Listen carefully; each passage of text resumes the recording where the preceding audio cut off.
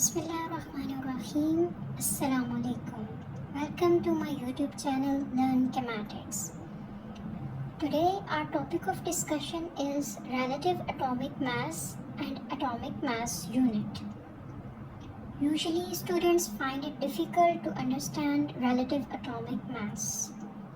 I'll try to convey the concept in the most easiest way possible. So first of all, we will see the definition of relative atomic mass. What is relative atomic mass? The relative atomic mass of an element is the average mass of the atoms of that element as compared to 1/12 the mass of an atom of carbon-12 isotope. देखने में ये definition बहुत बड़ी सी और बहुत difficult सी लगती है, लेकिन हम इसको समझने की कोशिश करते हैं कि इसमें कहा क्या जा रहा है। सबसे पहले रिलेटिव वर्ड का मतलब है रिलेशन। इसको हम रिलेशन भी कह सकते हैं, इसको हम कंपैरिजन भी कह सकते हैं।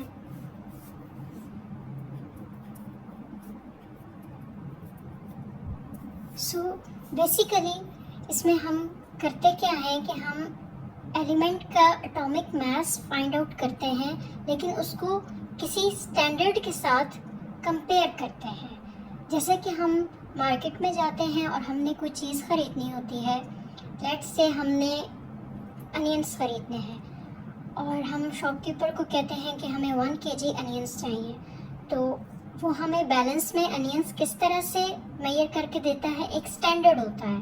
दूसरी तरफ वो एक पत्थर रखता है 1 kg का और एक तरफ वो 1 kg अनियन रखता है, तो वो उस स्टैंडर्ड से रिलेट करके हमें मेजर करके देता है। तो इसी तरीके से हम average mass of atoms calculate करेंगे, यानी कि रिलेशन के साथ उसको कंपेयर करेंगे। अब कंपेयर हमने किस तरह से करना है, यहाँ पे हमारे पास स्टैंडर्ड क्या है, यहाँ पे हमारे पास स्टैंडर्ड है ये highlighted part 1/12 the mass of an atom of carbon twelve isotope. Carbon twelve isotope के मास का 12वां हिस्सा, ये हमारे पास स्टैंडर्ड है।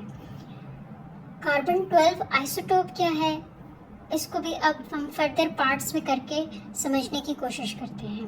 आइसोटोप हमारे पास क्या होता है, एक ऐसा एलिमेंट कि जिसका एटॉमिक नंबर सेम हो लेकिन मास नंबर डिफरेंट हो और एटॉमिक मास डिफरेंट हो, तो वो आइसोटोप कहलाता है। जैसे कि कार्बन के हमारे पास 3 आइसोटोप्स एग्जिस्ट करते हैं।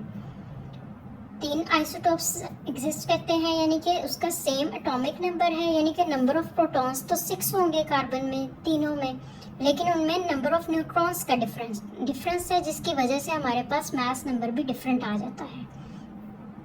क्योंकि जैसे कि हमने लास्ट वीडियो में ये पढ़ा था कि मास नंबर हमारे पास क्या होता है, sum of number of neutrons and sum of number of protons present in the nucleus of an atom.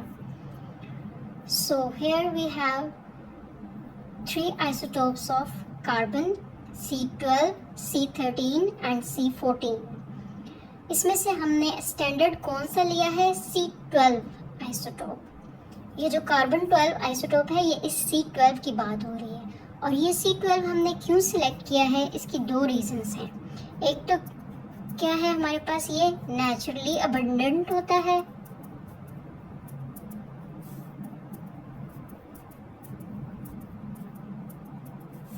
ये ऑलमोस्ट हमारे पास 98% और मोर देन 98% प्रेजेंट होता है।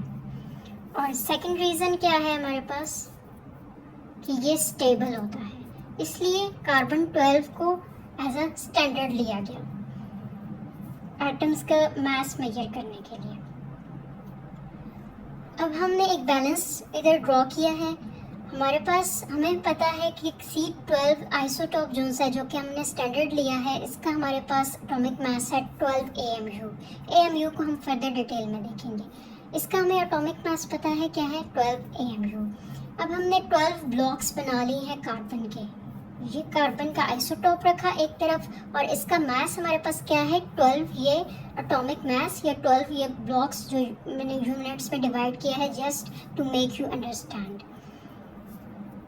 तो ये जो 1/12 the mass of an atom of C12 isotope की बात हो रही है, ये 1/12 पार्ट कौन सा है, ये एक ब्लॉक इसका 1/12 पार्ट है।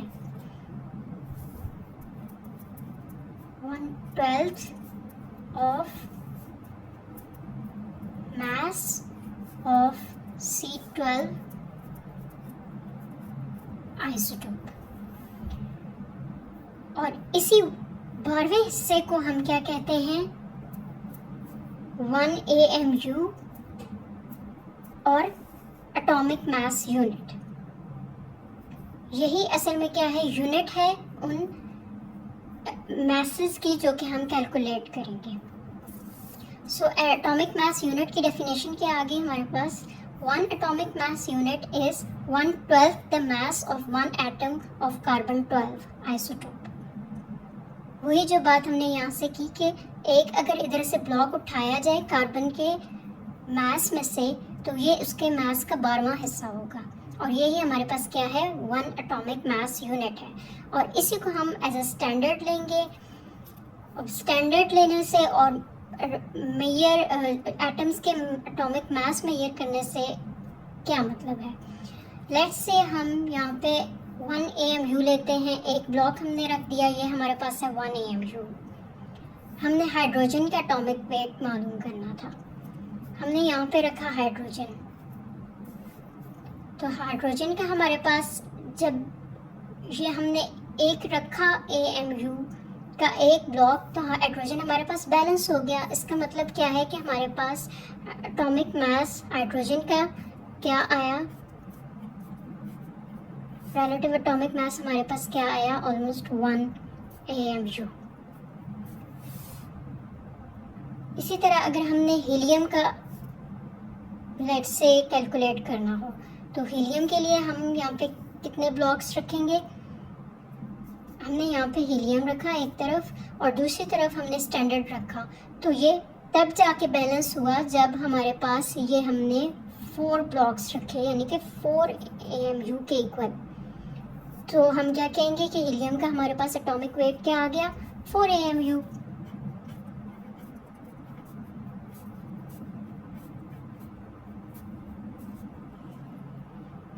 इस तरह से एटॉमिक मासेस कैलकुलेट किए गए थे एटम्स के, उनको रिलेशन में रख के उनको कंपेयर करके कार्बन 12 आइसोटोप के साथ, क्योंकि उस वक्त ऐसा कोई इंस्ट्रूमेंट नहीं था कि उनका एटॉमिक मास मेजर किया जाए और दूसरा एटम बहुत स्मॉलेस्ट पार्टिकल है, इसका एटॉमिक मास मेजर करना पॉसिबल नहीं था। सो this was all about a relative atomic mass। 1 AMU का एक रिलेशन है हमारे पास कि 1 AMU हम किसके इक्वल है 1.66 into 10 raise to the power -24 grams.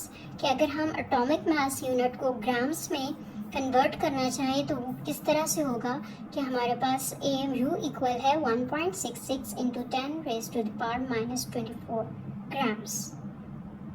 So that's it for today। I hope you understand the concept of relative atomic mass and atomic mass unit। Thank you।